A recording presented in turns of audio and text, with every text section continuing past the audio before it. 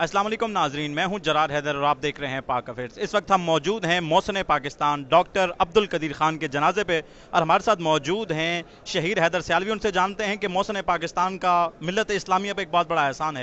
तो आप क्या कहना चाहेंगे डॉक्टर अब्दुल कदीर खान के बारे में? जब इनका ये एहसान हुआ और हम एटमी कुव्वत बने तो मोरक्को से लेके इंडोनेशिया तक जश्न मनाया गया। वो फ़लस्तीनी बच्चा जो कहता था नहनु अब्नाउल मुस्लिमीन व कुल्लु वनस सलाहुद्दीन, के हम सब मुसलमान हैं लेकिन हम सलाहुद्दीन अय्यूबी की औलाद हैं, वो बच्चा फिर कंकर उठा के इजरायली तोपों की तरफ देखने लगा और कहने लगा कि do not look at the stone in my hand, look at the atom bomb in Pakistan. मेरे हाथ से कंकर ना देखो, पाकिस्तान से मौजूद उस एटम बम ਨੂੰ देखो।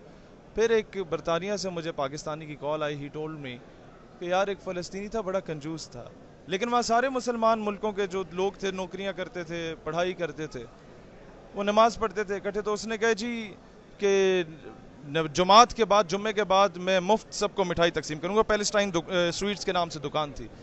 तो कहते हैं मैंने कहा शायद फ़लस्तीन आज़ाद हो गया, क्या हो गया, देखते हैं क्यों ये कंजूस आदमी मुफ्त मिठाई तकसीम कर रहा है। कहते हैं बाद में मैंने देखा जब ये लोग इसको मिल रहे थे और सबको मिठाई देते हुए कहता था मुबारक हो, पाकिस्तान ने एटमी कुव्वत का कामयाब तजर्बा कर लिया। आज हम दुश्मन की आंखों में आंखें डाल के जब उसे कह सकते हैं कि हम तुम्हें अड्डे नहीं देंगे, यहाँ से दफ़ा हो जाओ।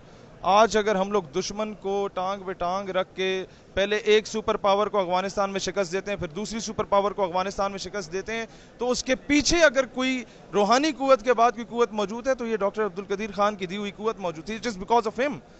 तो देखना सिर्फ ये है कि ऐसी हस्तियों के सिर्फ जनाजों में ही खराज तहसीन पेश किया जाएगा, उसके बाद उन्हें तमगे दिए जाएंगे। जब जिंदा थे तो ये कहते थे कि मेरे पास वो फार्मूला है कि कोल के जरिए जो मैं इलेक्ट्रिसिटी प्रोड्यूस करूंगा वो 30 साल तक ईरान जैसे मुल्कों को हम लोग मुफ्त में दे सकते हैं बिजली, पाकिस्तान के अलावा।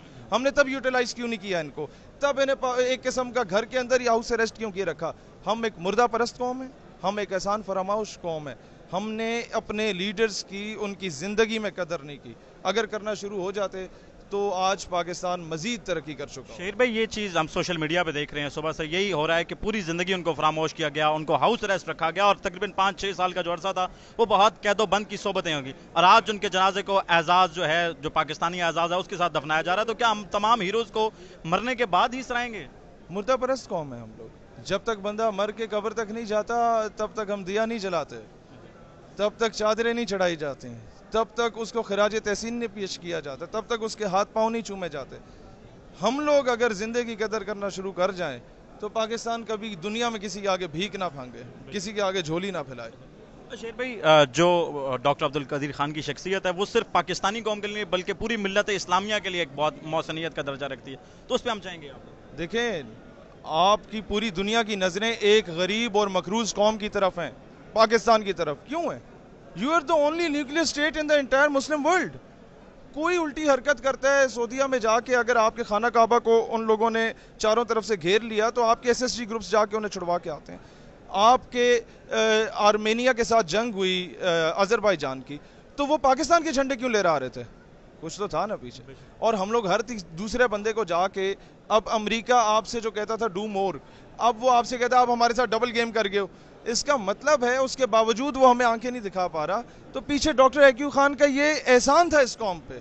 और फिर उसका जो इश्क था हजूर अलैहिस्सलाम से कि उसने की थी कि मैं जिस कौम से ताल्लुक़ रखता हूँ उसमें दो चीज़ें नहीं है, एक कोई गद्दार नहीं है, दूसरा कोई कादियानी नहीं है। अच्छा, उनका हुब्बे रसूल का शहीर भाई बहुत ज़्यादा हमारे सामने आता है और आज हम देख रहे हैं कि नारे भी लग रहे हैं ताजदार ख़त्म नबूवत के, और उनके अंदर जो ख़त्म नबूवत का जो पैगाम है, उनके अंदर जो ये पूरी पहचान है उसके मतलब, क्योंकि आपने उन्हें बहुत करीब से देखा है और चीज़ों को, तो उस पर क्या कहना चाहेंगे? कोई भी बंदा पाकिस्तान की खिदमत सिर्फ तब कर सकता है जब उसके दिल में इश्क मुस्तफ़ा की तड़प हो। उसकी वजह क्या है? क्योंकि ये मुल्क बना ही हजूर अलैहिस्सलाम के सदक़े और तोफ़ैल है। दूसरी चीज़, जिस थर्ड क्लास आदमी को आपने उठा के नोबल प्राइज़ दे दिया, वो बंदा एक साबिक वज़ीर आज़म या सदर कहते, जब मैं अमेरिका में गया और अभी एटॉमिक पावर हम बने नहीं थे, तो किसी ने कहा कि तुम एटॉमिक पावर बन रहे हो। हमने कहा नो नो नो। उसने मॉडल से कपड़ा उठाया तो कहता मैं हक्का बक्का रह गया कि ये क्या हुआ। कहता मैं कमरे से बाहर निकला तो दरवाजे के पीछे डॉक्टर अब्दुल सलाम को छुपा देखा था, کہ وہ غداری کر گیا تھا. یہی وجہ تھی جو ڈاکٹر ایکیو خان نفرت کرتے تھے ایسے تمام غداروں سے اور کہتے تھے نہ میں کسی قادیانی کو پسند کرتا ہوں نہ کسی غدار کو پسند کرتا ہوں. کیا آپ یہ سمجھتے ہیں کہ جو آج ڈاکٹر عبدالقدیر خان کو جو اعزازی دفنایا جا رہا ہے اس کے بعد یہاں پہ ختم ہو جائے گی کہانی یا ان کو مزید کسی چیز پہ, کیونکہ ہم زندگی میں ان کے کہتے رہے ان کو صدر پاکستان ہونا ان کے چاہیے. بچوں کو جو ہے وہ دے دیں گے, تمغہ دے دیں گے, قبر پہ آ کے پھول چڑھائے جائیں گے, بس احسان فراموش ہے.